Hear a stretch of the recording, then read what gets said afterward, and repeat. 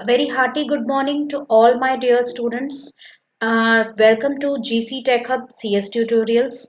In today's class, we will be seeing what is the difference between client server network and peer-to-peer network, and also we will be discussing about some common transmission mediums. So let us move on to our today's class. So here we are, client server versus point-to-point networks. So first of all, what is a client server network? We have already seen in the previous class that a client server network is the one where we have a server in between and we have multiple clients which are attached to the server. It is somewhat like this. We have a central computer which has a comparatively high processing speed, and it has more storage capacity than normal workstations, and it also has a very high memory, that is RAM. So this central computer, it serves most of our purposes regarding any files, any printing requests, or any data storage requirements. So it could be any type of a server. It could be a file server, a web server, a database server, or it could be even any hardware server like a print server. So you can see that all these devices which are attached to it, they are the clients. So clients will send a request to the server and the server will serve that request with a response. Take for example your school results, your board exam results. So what does the board do? They create a website and they would be inserting a small text box in the web page, and where you need to enter your roll number. So you just enter your roll number and you press a button, and moment you press the button you get another page which contains your results. So have you ever wondered how you are able to view your results? That is because somewhere on the network, somewhere on the internet cloud, there is a server which contains the results of all students in the form of a database. Sorry. When you enter your roll number and click on the submit button, you are actually sending a request to that server, and that server serves that request by sending you a response, which is usually an HTML page or an ASP page, that is a server side script, a page which has been generated using any server side scripting language, and with the help of that you are able to see your results. So this is what it is, a client server technology, where mostly you will have a centralized system where the entire control will be managed from that centralized server. It's just like a centrally air conditioned building where you have a junction point from where the air conditioning of the entire building is controlled. Something goes wrong with that central control panel and the entire building is left without an AC, without a working or functioning AC. So similarly here also, the moment something goes wrong with the server, other clients also stop working. So we have, that is exactly what is your client server network. And apart from client server network, you have a peer-to-peer network, which we had discussed in the previous class, where we don't have any master slave relationship between the computers, because all the systems are at the same level of configuration. It's just like colleagues who are working together in a company, they form peers. Students who are studying in the same class, they form peers. So it is like they have an equal social and in organizational status. So similarly, you have several computers which are connected to each other through a point-to-point link, and this kind of a technology, this kind of a network can support distributive networks, where your data or where a cluster of computers can together form a cluster of non-dedicated server. Why non-dedicated? Because they are not completely only devoted to serving purpose. Like servers are basically devoted completely for server like purposes, storing data, sharing the data with others, providing services, giving some response, serving the requests of the clients, and all these things are only there. They cannot be used as a standalone computer. But these are hosts which can be used as a standalone workstation also, and they can work together in a cluster to form a non-dedicated server as well. So we will be seeing some differences between client server and point-to-point networks. So client server, in a client server technology, the server controls security of the network. So the entire security of the network is controlled by the server only. The server contains all the different security protocols which are essential to protect any unauthorized access into the network.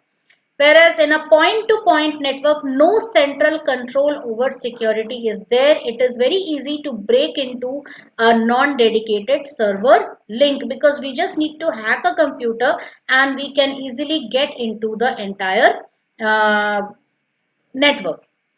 A server manages network needs a dedicated team of people to manage the server, of course, because it's a special type of a computer which should not be handled by every Tom, Dick and Harry. Okay, so it is just like it has to be maintained by people who are experts in their fields, and their task will only be to manage the server. Whereas in a point-to-point network, there is no central control, so anybody can work on it just like we work on a computer. Clients are dependent on the server, yes, because if something goes wrong with the server, just like I told you, in a centralized air conditioned building, something goes wrong with the central panel, control panel, the entire building is left in simmering heat. So that is what it is like. Everybody starts perspiring perspirating because of too much of heat. Okay, so that is why it is what clients are completely dependent on the server. Something goes wrong with the server, the entire network stops working. But in a peer-to-peer network, clients are not dependent on a central server. One of the computers or node stops working, we still have other nodes, and if even one, two or three nodes, that is a significant, if one, even if a part of the network doesn't work, there is a substantial part which still works. Server can be upgraded to be made more powerful to cope up with high demand. So when there are such situations where we need to upgrade our server, upgrade our network, we just need to upgrade our server, and hence that is much cheaper than updating in each individual host computer. So if machines on network are slow, they will slow down other machines also. Then data is all backed up on the main server, whereas here each computer has to be backed up. Data can easily be deleted by the users. So each of these, that is client server and point to point, they have their own set of advantages and disadvantages. Next is transmission media. What is transmission media? To enable nodes to communicate with each other, we need a channel, and that channel is exactly the transmission media. So it can be guided or unguided. So when we are talking about a transmission channel, it is nothing else but the cables or the radio waves which we are talking about, which forms our communication channel, through which our data travels in the form of either electrical signals or in the form of digital signals or in the form of waves. So These are of two types, that is guided and unguided. So guided is usually wired medium and unguided is the wireless medium. Guided media. So what is guided media? We have three types of cabled or wired media, that is twisted pair cable, coaxial cable and fiber optic cable. So we will first see what are twisted pair cables. So twisted pair cables are normally they have four pairs of cables, as you can see, which are total of 8 cables divided in pairs. Okay, so there are four pairs of cables which are twisted together. And twisted pair cabling is a type of wiring in which two conductors of a single circuit are twisted together for purposes of cancelling out electromagnetic interference. What happens is there are various sources which emit electromagnetic radiation. There are various noise sources. Like if you have a wire running through somewhere, there could be an electronic device which is just near to that, which is emitting large amount of electromagnetic radiation, that is electric waves. There is an electrical heater, so heat could also affect it. Okay, so anything or a number of obstacles are there on the path, or a number of such sources are there which are emitting electromagnetic signals constantly. So what happens is when such cables they come into contact with a source of noise, then it causes disturbance in the signals which are being carried by the cables. So we will see in the next slide how the twisting enables to cancel the noise. It was invented by Alexander Graham Bell. So a twisted pair cable is capable of carrying signals within the frequency 100 Hz to 5 megahertz. And so you can see that a very low amount of frequencies can be carried by these twisted pair cables. So here you can see that this is how the twisted pair cables look like, where two cables are twisted around each other. So we have a central copper conducting core which acts as the medium which carries the electrical signals, and which we have an outer insulator or PVC, that is polyvinyl chloride layer, which protects this uh, copper core from external interference. Effect of noise on parallel lines. Now how noise works. If you have had it been that the two pairs of cables are not twisted, so one cable would be near to the noise source, and hence the noise effect would be more on that, and the other cable would be away from the noise source. So you can see that it is affected less by the noise source. So this difference in the amount of noise is what creates a lot of disturbance in the signals, and this could also lead to corrupting the signals. So for that purpose only the wires are twisted such that at one point of time one wire is near to the noise source, at other point of time this wire is away from the noise source, and the other wire is near to the noise source. So you can see that here, first, this is wire 1, which is affected more by the noise source because it is near to the noise source. So it is getting a noise amount of 4, and next point of time, at the next moment, it is getting a noise of 3, then a noise of 4, then a noise of 3. So when I add it, it will be 4 plus 3 plus 4 plus 3, which is equal to 14. So each wire gets amount of 14. So each wire gets 14 units of noise. So this second wire also, it's the same thing, 3 plus 4 7 plus 3 10 and plus 4 14. So at the end the total effect is zero, because the noise there is the difference between the noise in of two mediums is zero. Hence it the effect of noise is reduced.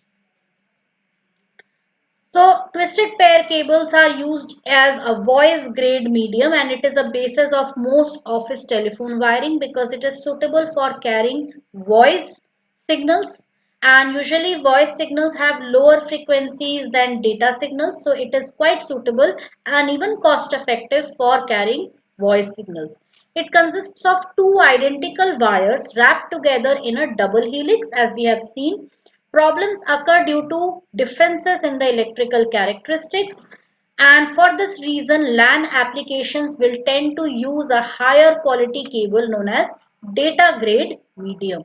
So this twisted pair cable is available as voice grade as well as data grade medium. So this twisted pair cable is available in two different forms. One is voice grade medium and one is data grade medium. So the voice grade medium is capable of carrying only voice signals because they have lower frequency, and data grade medium is capable of carrying internet signals which are capable of carrying higher frequency signals.